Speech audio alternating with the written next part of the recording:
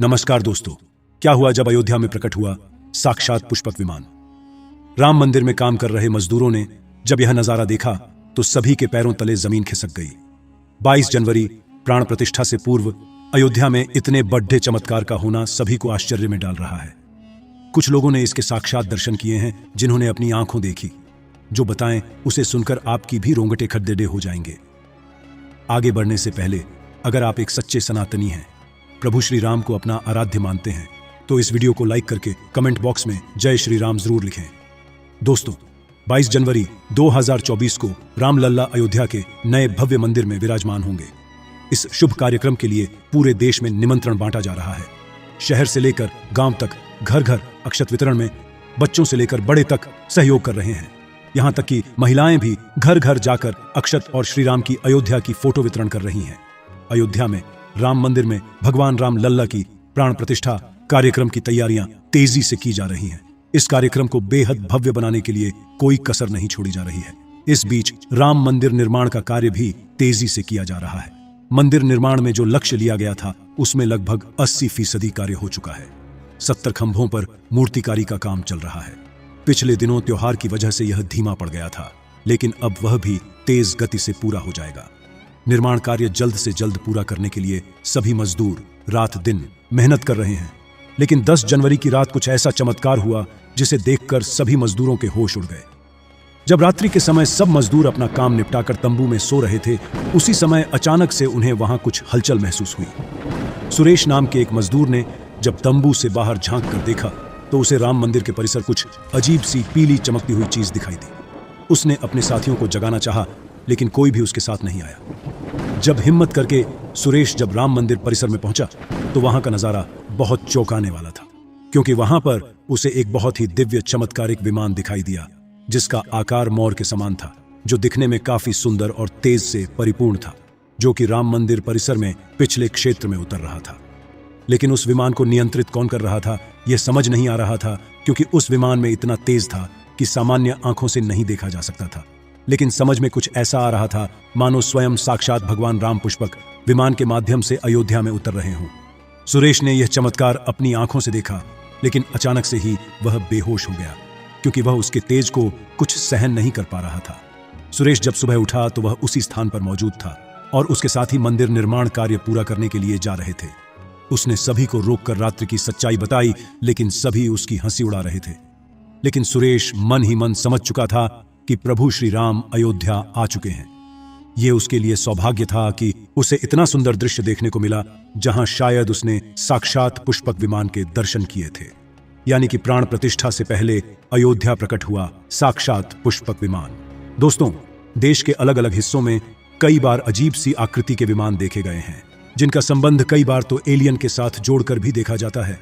यानी कि अयोध्या में उस रात्रि को मोर की आकृति का विमान देखना वास्तव में प्रभु श्री राम का ही कोई संदेश हो सकता है।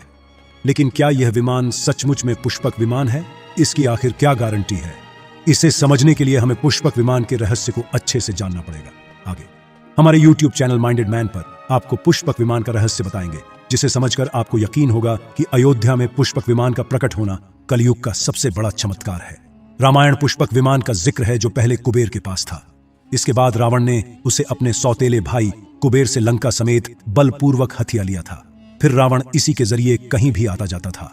रावण को हराने के बाद यह विमान श्री राम के पास आ गया। वह जीत हासिल करने के बाद इसी विमान के कहीं जगह होते हुए अयोध्या पहुंचे थे। रावण ने इसी के जरिए पंचवटी आश्रम से सीता का हरण किया था और उन्हें उस पर बिठाकर लंका ले गया था। कहा जाता है कि पुष्पक विमान आज के विमान की तरह था। पुष्पक विमान के जरिए रावण हवाई मार्ग से सफर किया करता था। रावण को मौत के घाट उतारने के बाद उसी विमान के जरिए प्रभु श्री राम, माता सीता और लक्ष्मण लंका से अयोध्या लौटे थे। रामायण में जिस तरह से पुष्पक विमान का जिक्र मिलता है, उससे तो यही लगता है कि यह आज के हवाई जहाज की तरह था, लेकिन तकनीक के मामले में मॉडर्न एरोप्लेन से कहीं आगे था। रामायण के सुंदरकांड के 7वें अध्याय में पुष्पक विमान के बारे में जानकारी मिलती है। पुष्पक विमान की आकृति मोर की तरह थी। यह अग्नि और वायु ऊर्जा से उड़ान भरता था। इसकी तकनीक इतनी उत्कृष्ट थी कि इसका आकार छोटा और बड़ा किया जा सकता था। कहा जाता है कि रावण अपनी पूरी सेना को साथ लेकर इस विमान से उड़ान भर सकता था। पुष्पक विमान अपने चालक की इच्छा के अनुसार गति पकड़ता था। यह मन की गति से उड़ान भर सकता था। विमान में बैठने के लिए कई आसन बने थे। पौराणिक कथाओं के मुताबिक युद्ध के बाद भगवान श्री राम ने विमान का पूजन कर यह दिव्य विमान वापस कुबेर को सौंप दिया।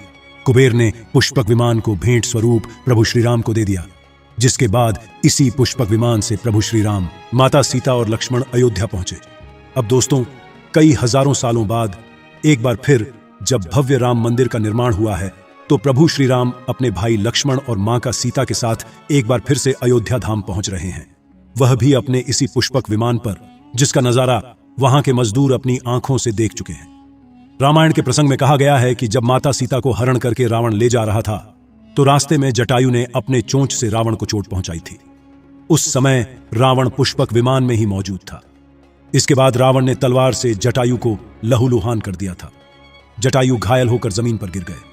जब सीता को खोजते हुए राम पेड़ पौधे और पक्षियों से पूछते जा रहे थे, तो रास्ते में घायल जटायु से मुलाकात होती है। मरणासन्न पड़े जटायु ही राम को बताते हैं कि रावण सीता को हरण करके किस दिशा में गया है। लेकिन जब साक्षात प्रभु श्री राम पुष्पक विमान में अयोध्या आ चुके हैं, तो भला उनके परम भक्त जटायु कैसे पीछे रह सकते हैं। अयोध्या में राम लल्ला की प्राण प्रतिष्ठा से पहले जनपद की सीमा में गिद्धों का झुंड दिखाई दिया है। स्थानीय लोग इसे गिद्धराज जटायु से जोड़कर देख रहे हैं। वे इसे शुभ संकेत भी मान रहे हैं। मिल्कीपुर तहसील क्षेत्र के गांव धरौली में पिछले 10-1-2 दिनों से गिद्धों का झुंड वास कर रहा था। हालांकि उस गांव से गिद्ध उड़ गए हैं, लेकिन अयोध्या की सीमा में यहां वहां दिखाई दे रहे हैं। गांव वालों का कहना है कि पिछले 20 वर्षों से हम लोगों ने इलाके में गिद्ध नहीं देखे। अब जब राम मंदिर बन रहा है, तो इस गांव में लगभग 50 की संख्या में गिद्ध आकाश में दिखाई दे रहे हैं। उनमें से 10-12 गिद्ध गांव में ही सेमल के पेड़ पर वास कर रहे थे। गिद्धों के दिखने की घटना को ज्यादातर लोग राम से जोड़कर देख रहे हैं और शुभ संकेत भी मान रहे हैं। 22 जनवरी को होने वाले प्राण प्रतिष्ठा के समारोह में देश के प्रधानमंत्री नरेंद्र मोदी ने देश विदेश की कई महान हस्तियों को निमंत्रण दिया है। लेकिन आपको जानकर हैरानी होगी, नेपाल में भी कुछ विशेष लोगों को समारोह में आने का निमंत्रण दिया गया है। इसके पीछे का रहस्य जानकर आपके भी होश उड़ जाएंगे, क्योंकि नेपाल को भगवान श्री राम का ससुराल कहा जाता है। क्योंकि नेपाल एक समय पर जनकपुर धाम था, जहां के राजा थे राजा जनक और उनकी पुत्री मां सीता वहीं पर भूमि में से प्रकट हुई थी। जनकपुर धाम, जिसे मिथिला भी कहा जाता था। मिथिला संस्कृति में यह मान्यता है कि जब बेटी का गृह प्रवेश होता है, तो उसके मायके से तोहफा और अन्य सामग्री भिजवाई जाती है। इसी परंपरा के मुताबिक जब प्रभु राम का मंदिर में गृह प्रवेश होगा, तो सीता जी की ओर नेपाल से अयोध्या उपहार आ रहे हैं, जिसे भार यात्रा का नाम दिया गया है। राम मंदिर की प्राण प्रतिष्ठा के लिए भगवान राम के ससुराल नेपाल के जनकपुर से कपदह, फल और मेवा के साथ साथ उपहारों से सजे 1100 थाल आने वाले हैं। इसमें